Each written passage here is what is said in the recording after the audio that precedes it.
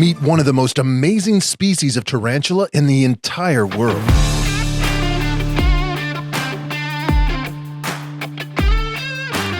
This is the green bottle blue, known by their binomial scientific name as the Chromatopelma cyaneopubescens.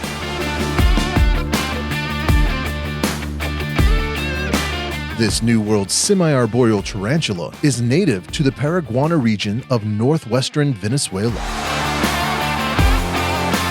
This is an area of arid scrublands, prone to hot and dry days with cool evenings. But there are also periods of heavy rainfall. This can cause flash flooding in the area, and may be the reason that this species tends to build their burrows just above the ground. Semi-arboreal is not a real designation for tarantulas. They are in fact considered a terrestrial species and should be treated as such. Semi-arboreal only means that in addition to making a burrow in the ground, they may also create web tunnels in the branches of shrubs or other plants just above the surface of their burrow. They should never be kept in an arboreal enclosure while in captivity because, as they are a terrestrial species, they could be seriously injured or even killed if they were to climb to the top of an arboreal enclosure and then fall. This hardy tarantula is very forgiving of beginner husbandry mistakes and has some of the easiest care of any species. They do well at room temperatures, and as adults, they will thrive on dry substrate as long as they have access to a clean water dish. Though their native environment can have very hot days, this tarantula is observed in the wild taking refuge in their burrows, hiding away from the heat of the midday sun, where temperatures in their burrow rarely exceed more than 76 degrees Fahrenheit.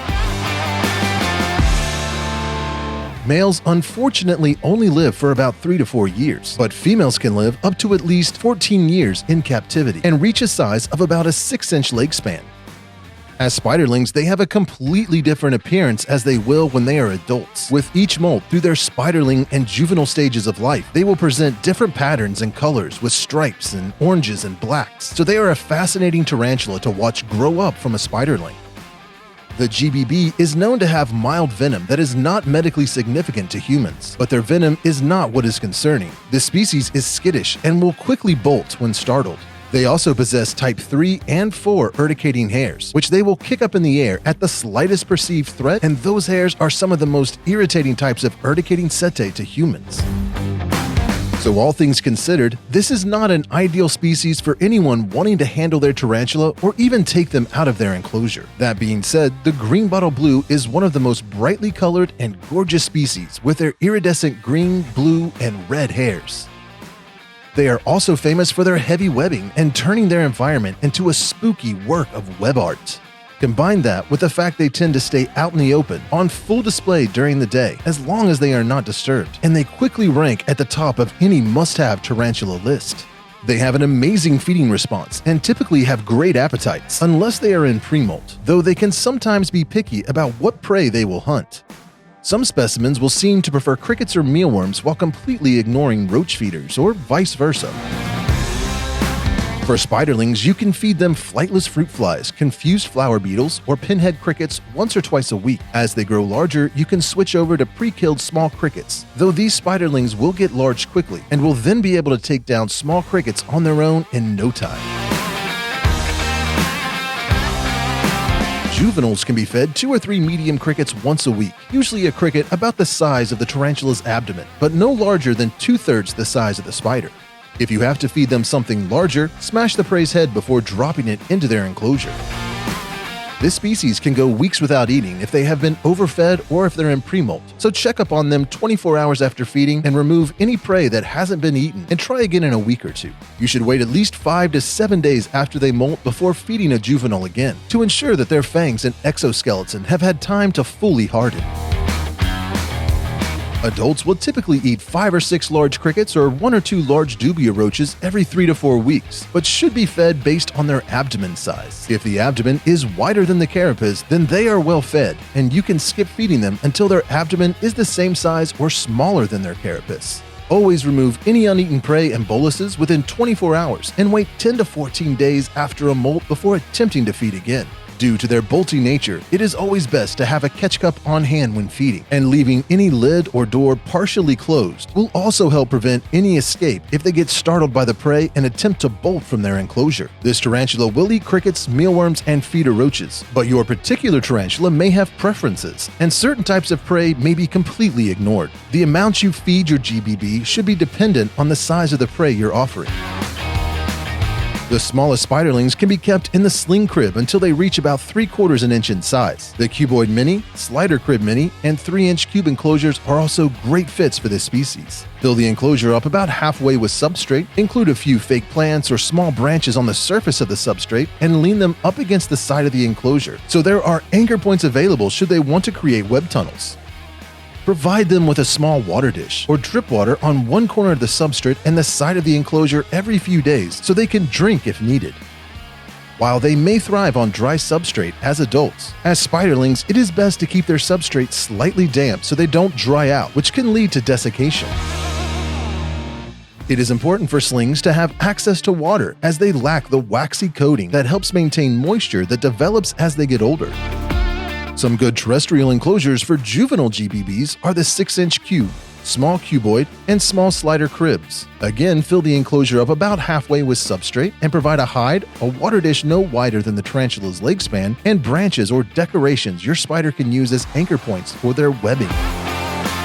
The more anchor points you provide, the more elaborate the web tunnels will become, and your greenbottle blue will feel more safe and secure. For adults, you want to use enclosures no smaller than 3 times the leg span of your tarantula, so the large slider crib, 12-inch cube, large cuboid, and terrestrial XL cribs are great options for adults, as is the Cube Switch Extra Large 2.0. While the 8-inch cube, medium slider, and medium cuboid will work well for sub-adults. You set these enclosures up the same way as the smaller ones. Fill the enclosure up about halfway with substrate, provide a hide, a water dish, and cross branches or any decorations as long as they are not sharp or heavy. Because you don't want to harm your spider if they were to fall or knock something over. The ideal enclosure for an adult GBB would be the Tarantula Cribs Cube Switch XL 2.0. It has a door on the front and the lid can be removed as well. There is ample cross ventilation and this enclosure has the option for a standard ventilation lid as well as a max ventilation lid. Depending on the environment inside your home and your spider's needs, you can choose the lid best for your situation. Just fill the bottom of the enclosure with your favorite substrate and break up some sphagnum moss and mix it in. Then add a little water for the moss to soak up so it will slowly release moisture over time, providing just the right amount of humidity.